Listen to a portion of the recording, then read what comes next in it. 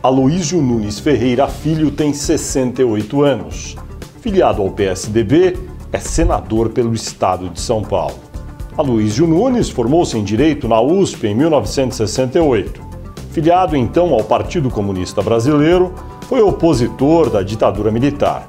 Atuou na luta armada. Participou de assaltos promovidos pela Aliança Libertadora Nacional, grupo liderado pelo guerrilheiro Carlos Marighella. Aloísio exilou-se na França de 1968 a 1979. De volta ao Brasil, filiado ao PMDB, exerceu 2 mandatos de deputado estadual em São Paulo e 1 de deputado federal.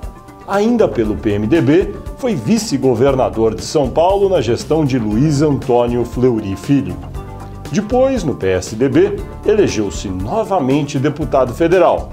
Foi ministro-chefe da Secretaria-Geral da Presidência e ministro da Justiça durante a administração de Fernando Henrique Cardoso como presidente da República.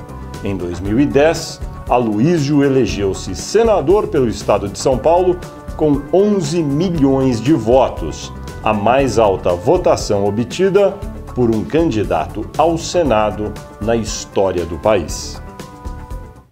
Olá, internauta, bem-vindo a mais um Poder e Política Entrevista. Este programa é uma realização do jornal Folha de São Paulo e do portal UOL. A gravação é realizada no estúdio do Grupo Folha, em Brasília.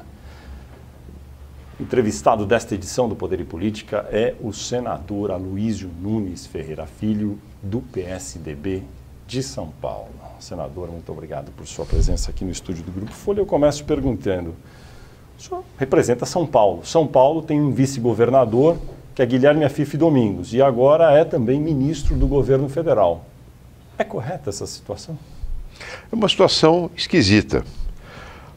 Mas, do ponto de vista constitucional, eu pessoalmente não vejo problema entre a ocupação de um cargo que é uma mera expectativa e o fato de se ocupar um cargo no Executivo. Ele já era, aliás, secretário do governador Alckmin. Do ponto de vista funcional, ele não precisa viajar se o governador Alckmin se ausentar por alguns dias. Basta ele mandar um ofício ao presidente da Assembleia dizendo que não pode assumir porque é ministro. Isso já aconteceu em outras circunstâncias sem nenhum problema. Do ponto de vista político, realmente é incômodo, mas os partidos se separaram. Eu quero lembrar que o governador Alckmin tomou a iniciativa de demitir o atual ministro e o vice-governador Afife quando ele era secretário e o PSDB e se filiou ao PSD. Mas mantiveram boas relações, tanto é que o Guilherme Afife continuou coordenando um grupo de trabalho sobre as PPPs no estado de São Paulo com muita eficiência. Eu não vejo que isso possa causar um grande problema à República, não. Tem sido, se não comum, razoavelmente frequente a debandada de alguns líderes que antes militavam só em partidos de oposição ao governo federal do PT para partidos que são simpáticos ao governo ou até aderindo ao governo, né? A Afife é só o último. Por que está acontecendo essa onda? Porque é difícil, as pessoas têm dificuldade em sobreviver na oposição num ambiente em que não há, a política não se faz predominantemente em torno de valores e de projetos. Um partido como esse que foi criado pelo prefeito Kassab foi um partido para abrigar dissidentes de todos os partidos que queriam ir para o governo, para poder viabilizar suas eleições, se aproximar do centro de poder.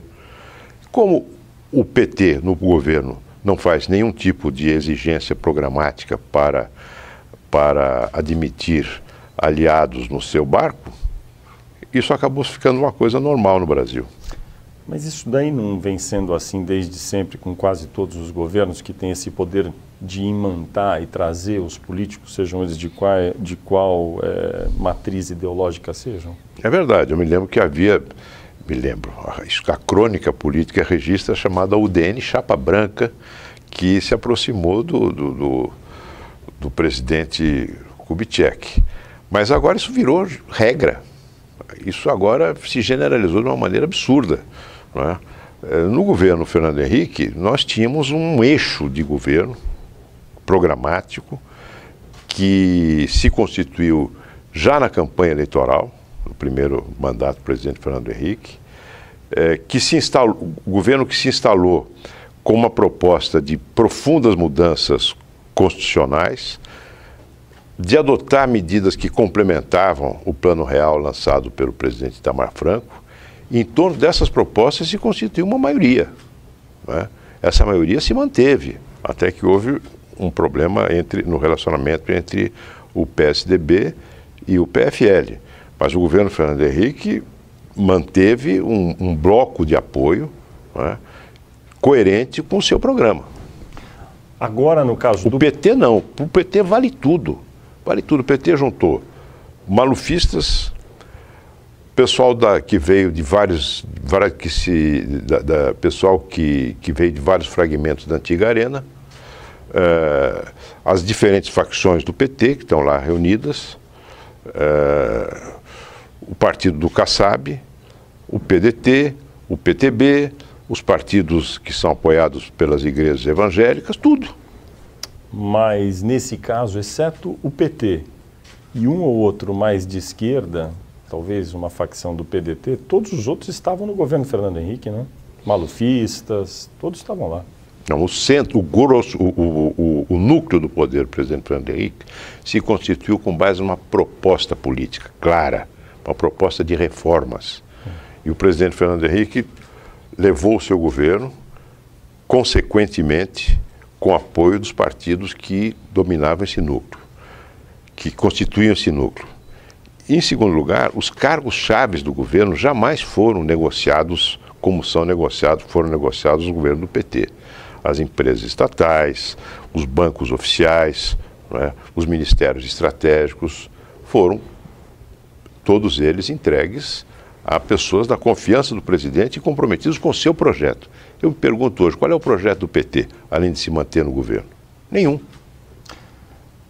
Mas, enfim, eu não queria nem ficar falando do passado, eu queria falar mais do presente e do futuro, mas só para lembrar, no caso do ex-presidente Fernando Henrique, só lembrando um caso assim de memória, o senhor fala que cargos estratégicos não foram, cargos de Estado, não foram colocados na negociação aí da fisiologia natural que existe na política brasileira. Mas eu me lembro, em 97, na época da aprovação da emenda da reeleição, houve uma crise sobre dúvidas como havia sido aprovada a emenda, a gente sabe, e logo em seguida a crise foi debelada. O Ministério da Justiça, do qual até o senhor foi titular, foi entregue a Iris Rezende, que não tem uma fama de ser um grande jurista do PMDB. O PMDB daí no Congresso ajudou a não ter CPI. Outro cargo importante que não ia ser dado nunca para essa pessoa foi para Eliseu Padilha do PMDB, o Ministério dos Transportes. Então também havia uma certa negociação, né? O PMDB fez parte do governo Fernando Henrique desde o começo. Mas desde o começo, mas o PMDB, esses cargos aí... Eu, inclusive, participei da polêmica envolvendo a participação do PMDB no governo Fernando Henrique, pois eu era do PMDB no início do governo Fernando Henrique. O PMDB, desde o início, esteve no governo. O PMDB, que era presidido pelo senador Luiz Henrique, se comprometeu em apoiar o programa de reformas do presidente Fernando Henrique. Graças, inclusive, a este apoio, nós conseguimos aprovar mais de 2 dezenas de emendas constitucionais que mudaram o país. Mas vamos falar para frente. Arthur Virgílio é um membro importante do seu partido e tem dito que vai talvez até se afastar um pouco do PSDB porque está insatisfeito como o partido vem, enfim, conduzindo determinados temas, sobretudo a reforma aí do ICMS dentro do Congresso, reclama muito do PSDB de São Paulo, o seu. O que está acontecendo? Olha, a reforma do ICMS está se encaminhando para ser uma contra-reforma, porque a ideia original era de unificar as alíquotas das transações de ICMS nas transações interestaduais. O objetivo era esse, com um prazo que convergisse para alíquotas de 4%. Depois o governo desistiu, veio com 2 alíquotas, 4% e 7%. E se criou, estranhamente, uma terceira alíquota de 12% para beneficiar a Zona Franca de Manaus, que já é hoje altamente beneficiada com incentivos de tributos federais, cujo montante, segundo o site do Ministério da Fazenda, orça em torno de 22 bilhões de reais. Anuais, mais do que o Bolsa Família. Então, o que a Zona Franca queria era não apenas manter esses benefícios, mas ampliá-los na alíquota de ICMS e ampliá-los em detrimento de outros estados, o que é inaceitável. Não apenas do ponto de vista do estado de São Paulo, mas do ponto de vista do funcionamento da economia nacional. Eu acho que o Arthur Virgílio não tem razão. Em segundo lugar, nós estamos nos aproximando já da convenção. É hora de entrar na batalha. Não é hora de externarmos estados d'alma. Não é hora de fazermos esse tipo de striptease político. É hora de nos engajarmos na batalha para derrotar o PT. Já vou entrar agora na convenção, mas antes deixa eu perguntar, está havendo uma onda aí de criação de novos partidos no Brasil. Isso começou aí, quem puxou a fila foi Gilberto Kassab, ex-prefeito de São Paulo, com o seu PSD. Agora a gente vai ter a fusão aí que cria entre dois partidos o MD, o Mobilização Democrática, com o PPS e PMN. É possível que venha o partido Rede Sustentabilidade, da ex-senadora Marina Silva. Há também um partido sendo articulado pelo deputado Paulinho da Força, que deve se chamar Solidariedade. O que o senhor acha dessa onda de formação de novos partidos? É boa ou ruim? Depende do novo partido. Eu acho que a senadora Marina Silva, ela exprime uma corrente de, eu não sei se de ideias, mas pelo menos uma sensibilidade política que se manifestou num eleitorado, numa votação muito expressiva que ela teve na eleição de 2010. Se não me engano, coisa de 20% dos votos. Né? Então, é natural que isso se organize e participe da política brasileira sob a forma de um partido. Eu acho desejável até. O MD, partido que foi criado a partir da fusão entre o PPS e o PMN, também é um partido que tem um lugar na política nacional. É um partido de oposição, coerentemente de oposição, mais à esquerda entre os partidos de oposição, o PPS, que acho que só vai contribuir. Agora, o fato de um partido ser criado e imediatamente após o registro dado, sem ter nenhum voto, conseguir tempo de televisão a cada 6 meses para fazer propaganda, fundo partidário, apenas com essas assinaturas e não tendo voto, e depois se perpetuando mesmo não recebendo votos. É correto esse sistema? Eu acho que se um partido obteve registro, ele tem que ter meios para se exprimir. Não tem como você permitir um partido... Mesmo que nunca tenha voto, tenha 1%, menos de 1% dos votos, ele tem que ter um tempo. Do jeito que é hoje? Do jeito que é hoje, um partido que existe tem que se exprimir. Não tem como não se imprimir. Agora, eu sou a favor de que se crie uma cláusula de barreira mais draconiana do que a atual cláusula de barreira, que é o quociente eleitoral. E, sobretudo, que as regras restritivas não sejam, como essa que o governo quer impor agora, feitas no momento apenas para beneficiar o partido que está no poder. É o que está acontecendo agora com a tentativa do governo de aprovar um projeto para inibir a candidatura da ex-senadora Marina Silva. Esse projeto de lei que está em tramitação agora no Senado, já foi aprovado na Câmara e que limita as facilidades para a criação de novos partidos, inibe, ele foi suspenso, teve a sua tramitação suspensa pelo ministro Gilmar Mendes. Você acha que foi uma boa decisão o Supremo interromper a tramitação de um projeto que ainda nem foi aprovado? Não é a primeira vez que isso acontece. O governo, o Supremo Tribunal Federal, tem amplo poder para examinar a constitucionalidade e as ameaças à Constituição, inclusive interrompendo. Dessa forma foi a primeira vez, porque as outras formas havia objeções específicas sobre a tramitação do projeto. Nesse caso não havia objeção sobre a tramitação. Havia, das outras formas a que você se refere, das outras ocasiões a que você se refere, a hipótese de inconstitucionalidades formais. Agora existe a hipótese da inconstitucionalidade material, ou seja, da matéria do projeto ser afrontar uma decisão do Supremo Tribunal Federal que foi, digamos, publicada, ou foi tomada em relação ao PSD. Daí, nesse caso, eu acho que foi correta a decisão do ministro Gilmar? Acho que sim. havia uma ameaça. Havendo uma ameaça, cabe uma medida cautelar. Agora, o plenário é que vai julgar. Não quero nem me estender nisso, mas a ameaça era sobre o conteúdo do projeto. Exatamente, o conteúdo do projeto. Agora, havendo uma ameaça, ameaça que configurada por um requerimento de urgência prestes a ser votado, cabe o que se chama medida cautelar. Vamos examinar com mais calma. É isto que é uma medida cautelar. Claro. Ele não decidiu o mérito. Porque, o Congresso tem 513 deputados e 81 senadores. Nesse caso, foi um senador de maneira unipessoal, que foi ao Supremo, o senador Hollenberg, e sozinho interrompeu o trabalho do Senado inteiro. Ele é titular. Ele é titular. Não vê nenhum óbvio. Não vejo. Tudo bem. Ele defendeu um direito parlamentar de votar, de não votar algo que contrariasse a Constituição. Vamos falar agora, então, tocando para frente aqui sobre o PSDB, eleições no ano que vem. Eu queria voltar ao caso aí do... De quem? Do Gilmar Mendes. Do Gilmar? Diga. O que estava em causa era uma decisão, uma medida do Congresso, a votação do requerimento de urgência e a consequente votação do projeto, que se efetivasse, por si só, já criaria um enorme obstáculo à criação de um novo partido. Porque, para reverter essa decisão, seria preciso uma ação direta de inconstitucionalidade, que tem um tempo de tramitação longo. Enquanto isso, você inviabilizaria a criação do novo partido. Para evitar esse prejuízo, que seria irreparável, cabe, sim, uma medida cautelar.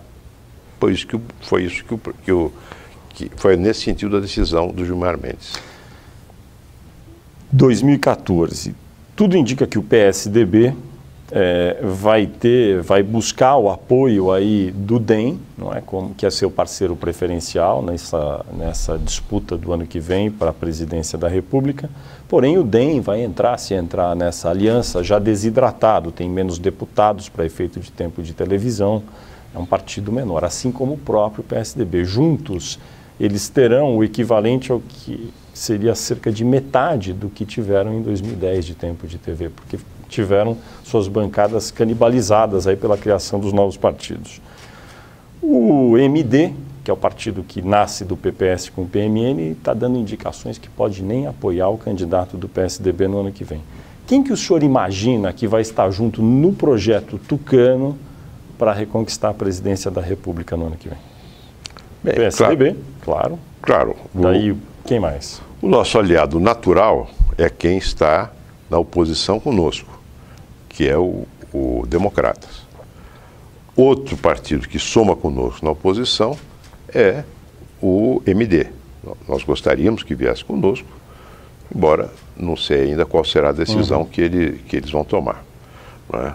Há outros partidos, o PDT, por exemplo, é um partido que eventualmente pudesse vir, e outros que hoje estão na base do governo e que poderão vir a se afastar daqui até a eleição. Além do mais, nós não teremos a verticalização, a regra da verticalização, que impõe que nos estados se obedeça sempre a mesma aliança firmada para a eleição do presidente da República. E a política no Brasil se faz em grande medida nos estados. Né? Essa verticalização, a ausência de verticalização, poderá ensejar alianças em torno de candidaturas a governador de outros estados que venham a contribuir para a eleição do nosso candidato à presidência. Agora, isso joga ao nosso favor, pode jogar contra também, às vezes. Claro. Não é? Agora, a impressão que eu tenho, por que eu estou perguntando isso para o senhor? Porque a impressão que se tem olhando hoje, e com a ressalva de que é hoje, a eleição é só no ano que vem, etc. Mas hoje a impressão que se tem é que do ponto de vista da robustez da aliança em torno do PSDB, há uma fragilidade maior em relação a 2010, porque os partidos estão menores, têm menos tempo de TV e podem ser menos partidos. Fernando, se a simples contabilidade do tempo de televisão fosse decisivo, não precisava ter eleição. Você somaria o tempo de televisão, o Superior Tribunal Eleitoral daria uma tabela e pronto. O candidato estava eleito, não é isso? Mas Marina, ajuda, né? Quanto tempo de televisão tinha Marina Silva? Não tinha quase nada. Em São Paulo nós vimos o Russomano, tinha um tempo raquítico de televisão, quase vai para o segundo turno. Não é? Então essa coisa não é assim matemática. Segundo, o PSDB tem um grande eleitorado. Tem um grande eleitorado, ao qual pode se somar, se nós tivermos suficiente virtude e fortuna, como diria Maquiavel, nós somarmos também sensibilidades contrariadas com o governo atual, não é? Que, aliás, é um péssimo governo. É um péssimo governo, né? Em todos os pontos de vista, na minha opinião. Então, nós vamos ter, quer dizer, além do eleitorado nosso, que permitiu que nós elegêssemos um número muito importante de governadores nos principais estados, que permitiu que nós tivéssemos um bom resultado nas eleições municipais desse ano que passou, não é? Ganhamos lugares onde a nossa posição era fragílima. Manaus é um deles, não é? A posição que tivemos tivemos uma excelente candidatura, um excelente resultado em Teresina, tivemos um bom resultado no Recife. Enfim, o partido é um partido forte e um eleitorado forte, talvez um eleitorado ainda mais forte do que o partido. Alguns aliados... Em grande medida nós somos um partido em busca um eleitorado em busca de um partido, nesse sentido. Falta-nos um pouco mais de organicidade e de capacidade de comando e de formulação. Mas o eleitorado nosso é grande, é importante, é expressivo, independentemente do tempo de televisão que se tenha. Alguns aliados tradicionais do PSDB, como o PPS, agora MD, podem eventualmente apoiar um candidato que diz que vai estar no campo da oposição, que é Eduardo Campos, do PSB.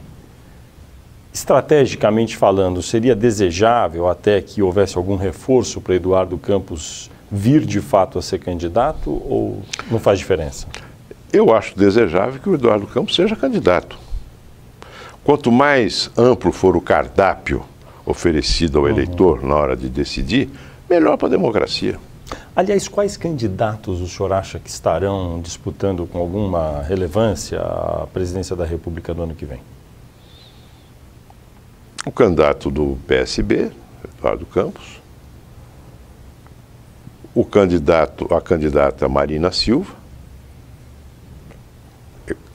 o candidato do PSDB, que tudo indica será o senador Aécio Neves, e, evidentemente, a presidente Dilma.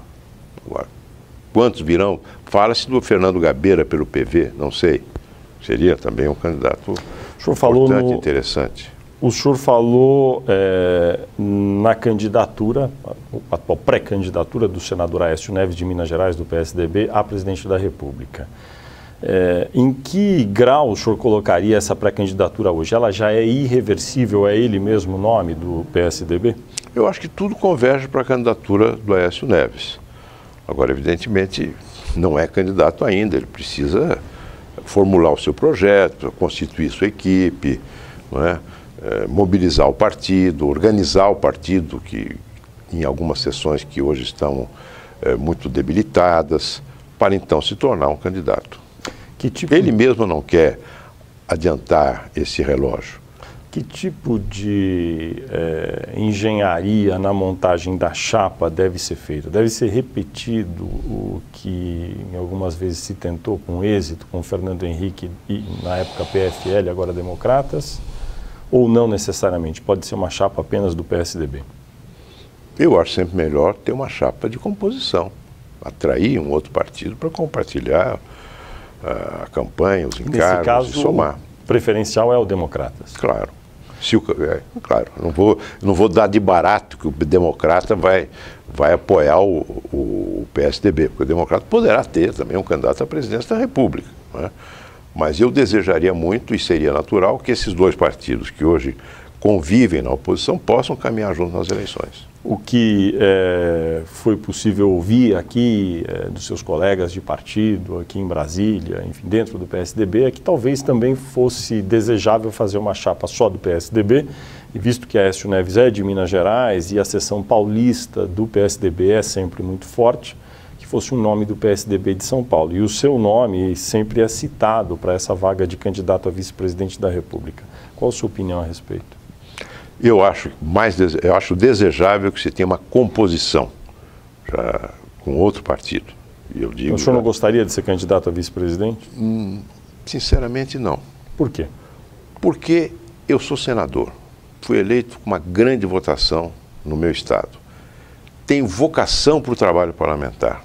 Gosto do trabalho parlamentar. Gosto de ser senador. Não é? Por outro lado, o cargo de vice-presidente é um cargo que não sei se teria muito sentido continuar existindo, sinceramente. Por quê? Para que serve um vice-presidente? O vice-presidente, a função do vice-presidente vir a substituir ocasionalmente o presidente, no caso de um impedimento temporário. O senhor considera obsoleta essa função? Eu acho, sinceramente. Assume o presidente da Câmara. Se for o caso de um afastamento, de uma renúncia, morte, se faz outra eleição, se já tiver passado aquele período se não tiver ainda ultrapassado a metade do mandato, se não faz a sucessão pela própria presidência da Câmara. Necessidade. Mas isso é uma teoria que não terá a menor vigência no mundo prático, apenas é um sentimento meu, pessoal. Não estou fazendo essa proposta, não, nem tenho proposta de emenda constitucional para isso. Mas o fato é que eu gosto do meu trabalho, o trabalho parlamentar. A gente ouve falar... Me dou bem no Senado. A gente ouve muito e vê também que dentro do PSDB há muito dissenso, às vezes, talvez exagerado, para um partido que, enfim, deseja voltar ao poder. Há uma anedota, às vezes, que a gente ouve aqui em Brasília, dizendo que o maior inimigo do PSDB tem sido o próprio PSDB. Às vezes. O senhor concorda? Não creio que haja tanto dissenso. Talvez haja falta de consenso, mas tanto dissenso não. Por exemplo, vou citar um caso de um líder do seu partido que é o ex-governador, ex-prefeito, ex-senador José Serra. Ele tem sido realmente ambivalente nos últimos tempos em relação ao rumo que o partido deve tomar em relação à candidatura posta, pré-candidatura posta de Aécio Neves. Que rumo deve tomar José Serra? Pergunte a ele, Fernando. Mas o que o senhor acha? É só você perguntar a ele, é fácil, pergunte, converse com ele. Você acha que José Serra vai estar presente na convenção sábado nacional do PSDB, dando apoio a Aécio? Não sei, é o caso de você perguntar a ele. Deveria estar? Pergunte a ele. Mas o senhor acha desejável que ele esteja? Eu acho que o Serra é um nome muito importante no nosso partido. É um nome que tem uma história de vida, uma vida política riquíssima.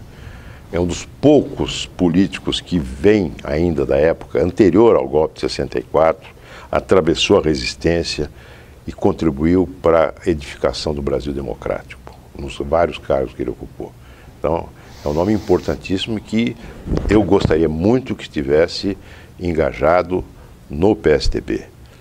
Onde, como, somente a sensibilidade dele e o desejo dele poderá dizer. O meu desejo é que ele esteja plenamente engajado no nosso partido em todas as batalhas. Uma ausência dele no sábado na Convenção Nacional, quando vai ser eleito Aécio Neves presidente nacional do PSDB, agora 18 de maio, vai ser interpretada de várias formas, certamente muitas delas negativas em relação à unidade do partido, ou não? Veja, o Serra não ocupa hoje nenhum cargo de direção partidária. Deveria ocupar? Não sei nem se ele tem vontade de ocupar cargo de direção partidária. Nem sei se é o desejo dele ocupar cargo de direção partidária. O fato é que ele não ocupa. O fato é que ele não influiu em nada para a composição da atual chapa que irá disputar as eleições, e nem sei se deseja influir. Ele não tem nenhum poder de vetar ou de impulsionar nenhuma candidatura. Ele está, como dizem os franceses, na reserva da República. E tem o tempo dele de avaliar, de pensar, de sentir novamente aonde ele vai se inserir no processo político. O fato é que ele é um político, um militante político. Agora, onde ele vai se sentir mais útil e mais feliz, ele tem que... É uma decisão que cabe a ele tomar no tempo que é dele. Eu não faço nenhum tipo de pressão sobre o Serra, acho que não é lícito a nenhum de nós, seus amigos, seus companheiros, fazer. O que Aécio Neves poderia fazer para conquistar o apoio de José Serra? Não sei. Eu não sou candidato à presidência da República. Se eu fosse candidato à presidência da República, eu saberia o que fazer. Mas o Aécio também é um homem que tem a sua estratégia, a sua sensibilidade, a sua forma de fazer política.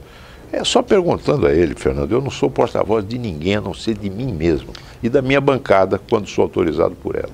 Mas veja só, então deixa eu perguntar o seguinte. Se Aécio não consegue o apoio explícito de José Serra, é ruim para o PSDB, não é? Ou não? Bom, não é. Mas o que nós queremos é nos unimos todos para derrotar o PT. E o Serra estará presente nessa luta. Não sei em que posição, mas estará. Até fora do PSDB? Não sei. Só perguntando a ele. O senhor acha que Aécio Neves é o melhor nome disponível hoje dentro do seu partido para ser candidato a presidente? O Aécio tem grandes qualidades políticas. Ele tem uma experiência... Mas é o melhor na atual circunstância? Na atual circunstância, entre aqueles que têm viabilidade política dentro do PSDB, eu acho que sim. Porque tem viabilidade política dentro do PSDB. Isso significa que pode ter alguém dentro do PSDB que não tem a viabilidade interna no partido e poderia ser melhor que ele. O PSDB é um partido que tem muitos quadros de grande valor. Hoje o partido converge para a candidatura do Aécio Neves, que é um político de grande experiência parlamentar, que foi um excelente governador de Minas Gerais, com uma liderança incontestável no seu estado, a tal ponto que derrotou o PT com uma aliança política em Belo Horizonte.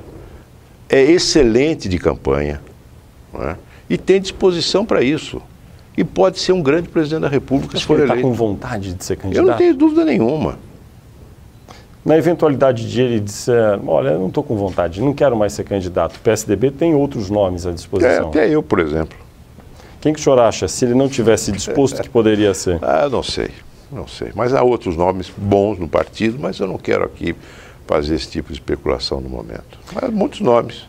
Dentro do PSDB de São Paulo, já ouvi várias especulações, entre outras, seria bom que o próprio governador de São Paulo, Geraldo Alckmin, fosse candidato a presidente e José Serra candidato ao governo de São Paulo. O que o senhor acha dessa hipótese? Eu acho uma hipótese cerebrina. O que o senhor poderia elaborar a respeito dessa hipótese cerebrina? Eu acho que é uma hipótese de ficção política, sinceramente. Ficção política, eu não sei como é que isso é, com base em que esse tipo de especulação é construída. Não é? O governador Geraldo Alckmin tem dito e tem dado mostras de que é candidato à reeleição. E sendo candidato à reeleição, nós todos estaremos com ele. Eu estarei, o Serra estará, todos nós estaremos com ele. As notícias sobre a insatisfação, portanto, da seção paulista do PSDB, eu acho que serão superadas a respeito de Aécio Neves? A insatisfação paulista do PSDB em relação a Aécio Neves é, em grande parte, uma criação do espírito. Não é? Ele foi muito bem recebido em São Paulo, quando esteve lá na convenção. Agora, ele precisa, evidentemente, conquistar o eleitorado de São Paulo. Precisa ter na sua campanha eleitoral, se for candidato a presidente, uma mensagem que cativa o eleitorado de São Paulo, o eleitorado do PSDB, o eleitorado de São Paulo. Quem é que está fazendo obstáculo na seção paulista à candidatura do Aécio Neves? Ninguém, rigorosamente ninguém. Algum obstáculo, alguém que diga, olha, não quero o Aécio Neves, vou me opor a ele, vou à convenção me opor a ele? Ninguém. Então, e por isso é que essa oposição paulista, em grande medida, é uma criação do espírito. Mas veja só, muita gente tem adotado uma posição de se abster de ajudar. Conversamos aqui agora, acabamos de falar sobre José Serra. José Serra acaba de disputar uma eleição a prefeito de São Paulo, foi derrotado na eleição, embora tivesse tido uma excelente votação, perdeu por várias razões que não vale aqui, não cabe aqui enumerar, e ele tem o seu tempo para decidir. E eu quero insistir o seguinte: eu não sou o porta-voz de José Serra, eu sou Aloysio Nunes Ferreira Filho, um homem de 68 anos, tive vários mandatos parlamentares da minha vida, exerci cargos no Executivo, e eu não quero ficar o tempo todo especulando o que outros políticos que eu respeito, de quem sou amigo, de quem sou companheiro, poderão fazer ou deixar de fazer. Eu quero falar sobre mim. Fora isso, não me interessa. O senhor vai estar na convenção no dia 18 de maio em Brasília, que vai eleger Aécio Neves presidente do PSDB? Vou estar na convenção. O senhor faz parte da executiva? Quem que de São Paulo vai fazer parte da executiva? Não sei. Não está definido ainda? Não, ainda não. O senador Aécio Neves deve conversar com o governador Alckmin por esses dias, a esse respeito. Certamente o que se fala é que haveria um nome, um deputado de São Paulo, possivelmente, que poderia ocupar um cargo na executiva. É essa que é a ideia? Eu acho que a executiva deve ser uma executiva operacional, de gente com capacidade de trabalho, com inteligência política, com energia, para ajudar no processo de mobilização e de organização do partido. Se é de São Paulo ou não é de São Paulo, para mim não é uma coisa relevante. O senhor acabou de dizer que o senador Aécio precisa encontrar um discurso para cativar o eleitorado de São Paulo. O eleitorado do Brasil, em geral. Mas no caso ali, a gente estava falando de São Paulo. Que embocadura deveria ter esse discurso? Olha, eu acho que a embocadura do discurso do PSDB deve remontar aos valores que cativam, que mobilizam o eleitorado do PSDB. O PSDB é um partido que cultiva os valores democráticos. É um partido, do ponto de vista político, de uma sensibilidade mais liberal, do ponto de vista da visão que tem da relação entre Estado, economia, Estado e sociedade. Capital e trabalho. Capital e trabalho. É um ponto de vista mais liberal. É um partido com forte sensibilidade para a questão social, para a questão da igualdade, não é? E é um partido também que já demonstrou que que cultiva muito os valores da eficiência, da governabilidade do ponto de vista da eficiência, da capacidade de realização. São basicamente estes valores que nós devemos, na nossa campanha, traduzir ou explicitar nos termos do nosso discurso eleitoral. E sobre cada uma desses eixos, nós temos críticas contundentes a fazer em relação à gestão atual do PT. Então, ao mesmo tempo, a crítica e o projeto positivo em torno dessas três grandes questões: eficiência, instituições, democracia, liberdade individual, né, e igualdade. Nessa área aí do discurso, o PSDB... Em cada um desses, insisto, nós temos palavra de crítica ao governo atual e de proposição, em torno desses três eixos. Essa é a minha opinião. O PSDB usou de maneira tímida, para dizer o mínimo, o legado deixado pelos 8 anos do governo Fernando Henrique em algumas eleições passadas e até recentes. Foi correto ou foi errado? Eu acho que não foi bom deixar de lado o legado. Embora eu tenha a dizer que na última eleição presidencial, em nenhum momento o nosso candidato, José Serra, se intimidou ou adotou posições defensivas em relação às questões que foram levantadas pelo PT como críticas ao governo Fernando Henrique, né? Especialmente nos debates. Fernando Henrique deve estar presente na eleição de 2014, eu digo, o legado dele? O legado, seguramente sim. Seguramente sim. Por que eu estou perguntando isso? Porque isso nos identifica. Entrevistei o presidente Fernando Henrique até aqui nesse espaço e ele, no final do ano passado, 2012, ele falou objetivamente que achava que Aécio Neves deveria ir adiante e fazer um discurso jamais objetivo como pré-candidato.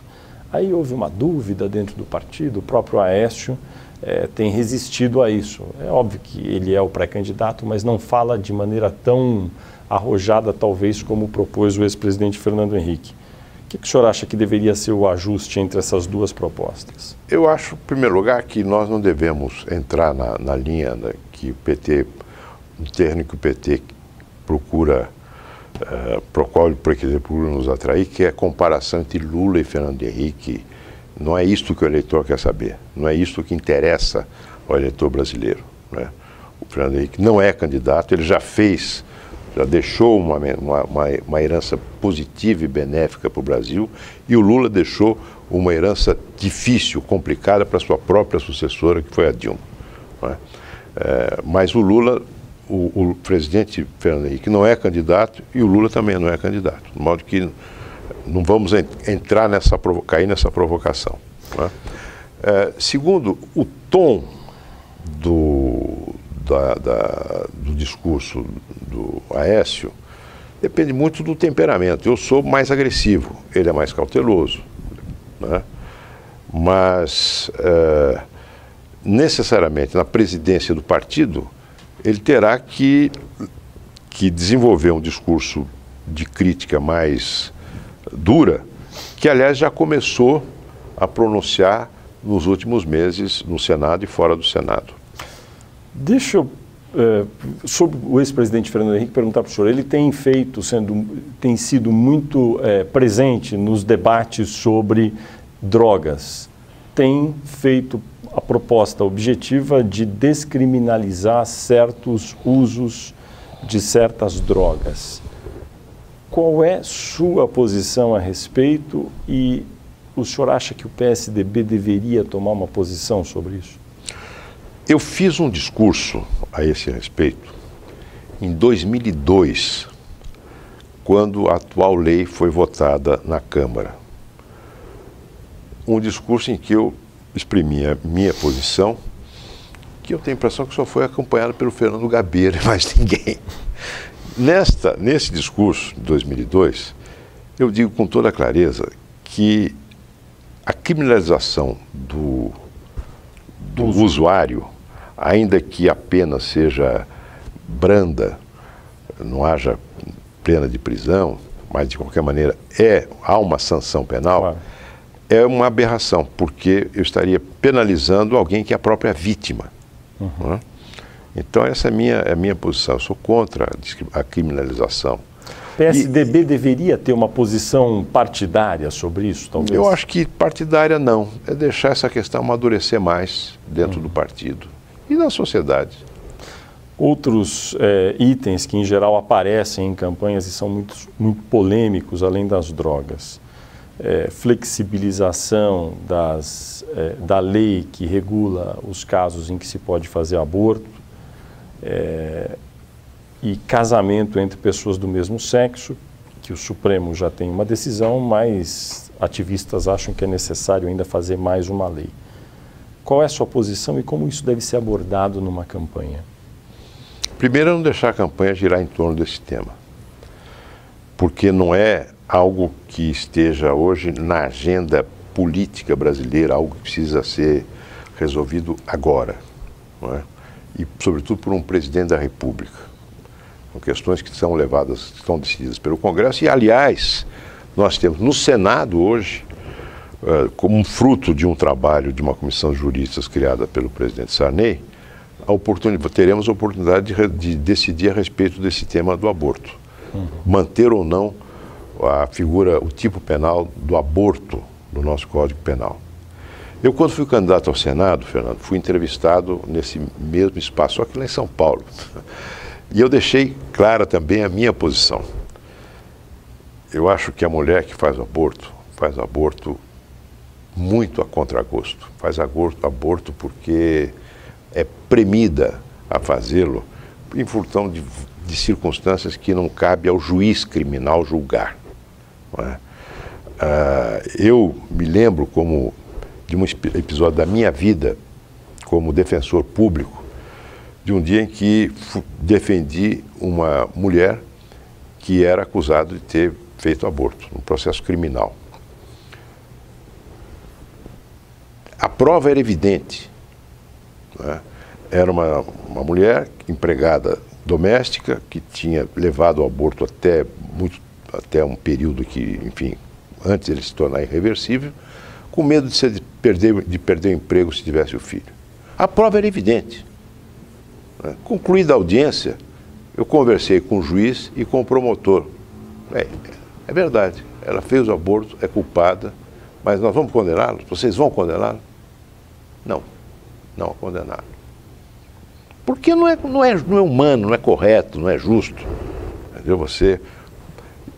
Você aplicar uma pena prevista no Código Penal para uma mulher que fez o aborto. Eu acho que isso leva a aumentar o caso de abortos clandestinos, que são praticados por mulheres pobres, mulheres que não podem pagar clínicas particulares, que são vítimas de uma série de sequelas.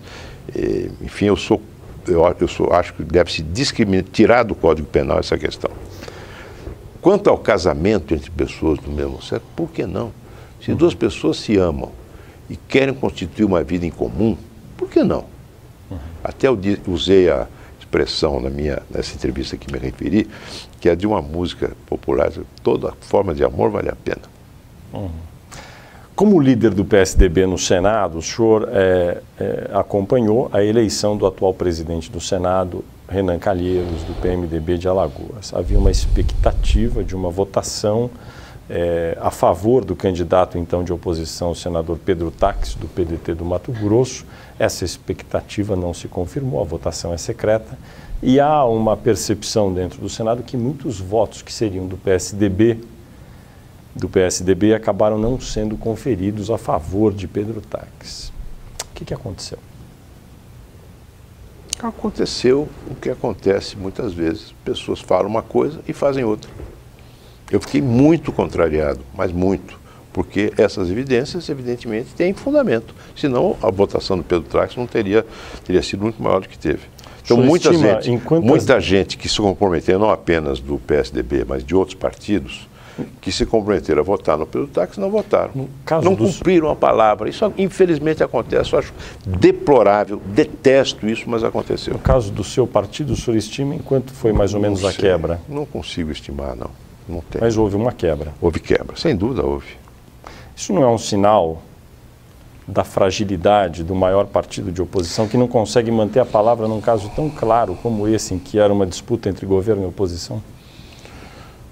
Bem, não havia essa disputa governo-oposição de maneira tão claramente, uma vez que o Democrata, por exemplo, que é um partido de oposição, votou com Renan Calheiros. Né? Não, mas o líder do Democratas também falou contra. O senador Zé Agripino. Votou Renan Calheiros. Sim, mas ele falou contrariamente à candidatura antes. Não sei, vamos conferir. Mas o Democrata votou em Renan Calheiros. Havia uma dissidência no PMDB que acabou se reduzindo a uma fração mínima. E em outros partidos também, vários disseram que não votariam e que acabaram votando. Agora, eu acho que um episódio como esse, Fernando, é um episódio muito próprio daquele tipo de convivência de colégio interno que acontece no Congresso, né? Especialmente um Congresso que não tem janelas abertas, são duas cúpulas de concreto armado e você não vê a luz do dia, e que tende a estimular uma doença que Karl Marx já denunciava no livro que ele escreveu a respeito de Luiz Bonaparte, que é o cretinismo parlamentar. Ele dizia, a partir de 1848, uma nova doença assola a Europa, o cretinismo parlamentar. Isso pode ocorrer também entre nós. O senhor está satisfeito com o grau de oposição que o PSDB tem oferecido ao governo? O PSDB não titubeia na oposição ao governo nas questões que envolvem temas políticos.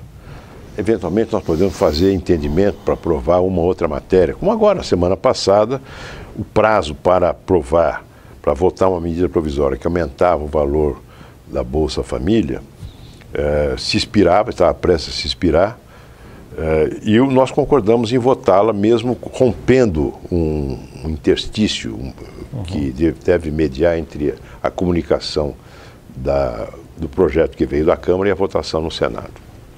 Isso acontece, acordos em torno de medidas pontuais, isso acontece, é normal em qualquer parlamento do mundo, até na briga entre republicanos e democratas nos Estados Unidos isso acontece. Agora, o PSDB é um partido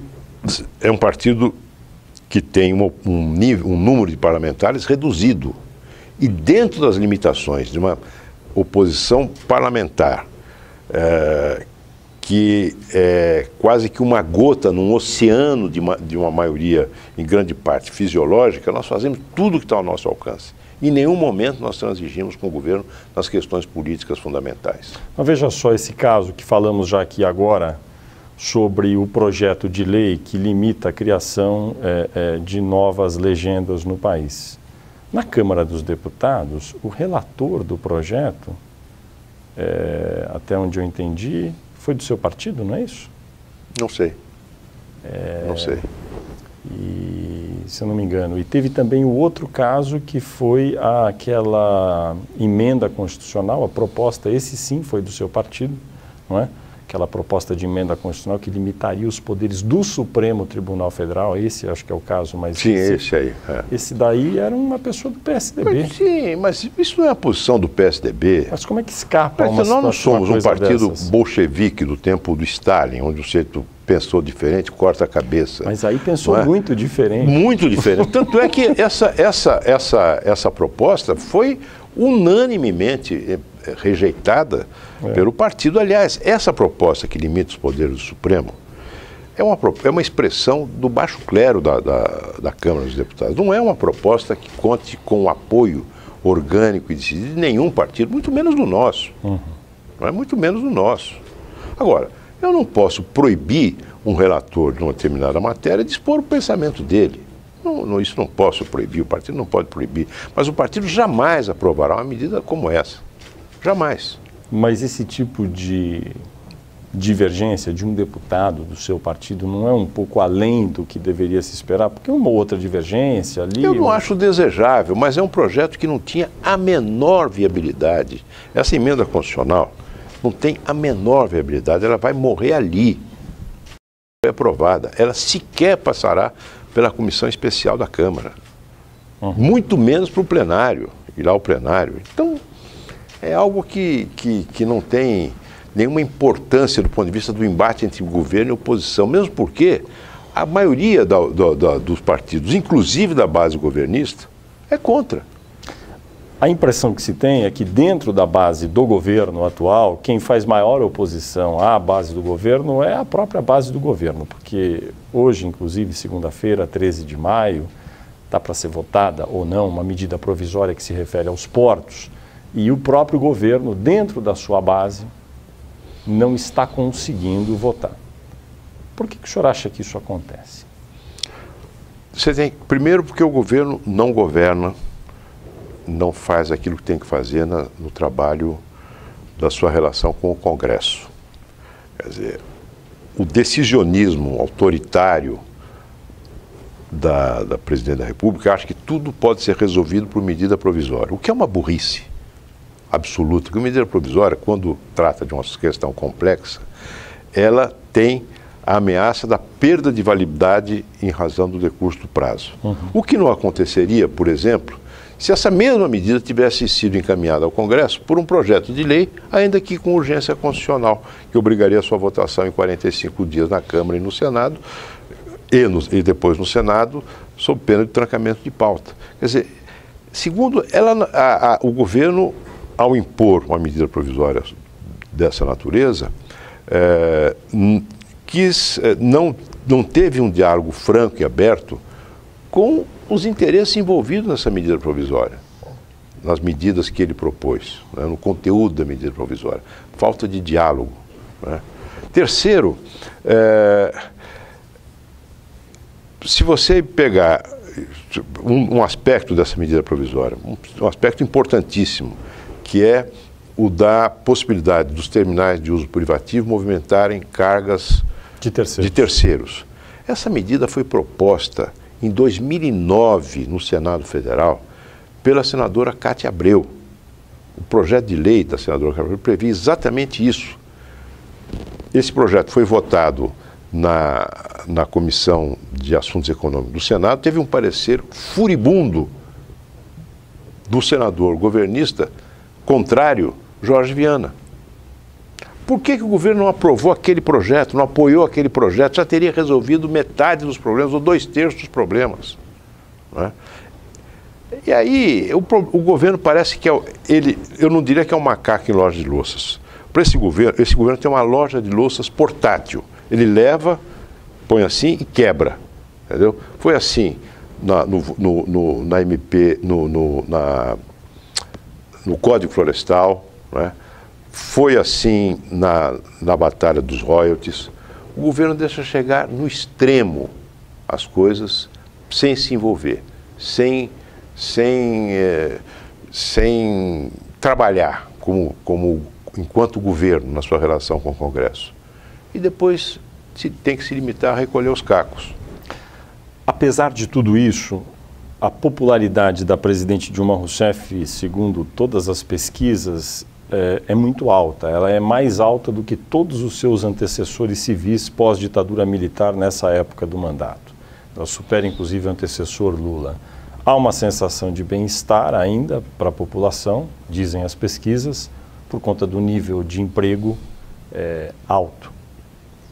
Apesar das dificuldades de infraestrutura, de crescimento econômico baixo, a chance de haver uma onda de insatisfação, pelo menos é incerta, é o que dizem aí mais ou menos os indicadores disponíveis, com a ressalva de que falta um tempo razoável.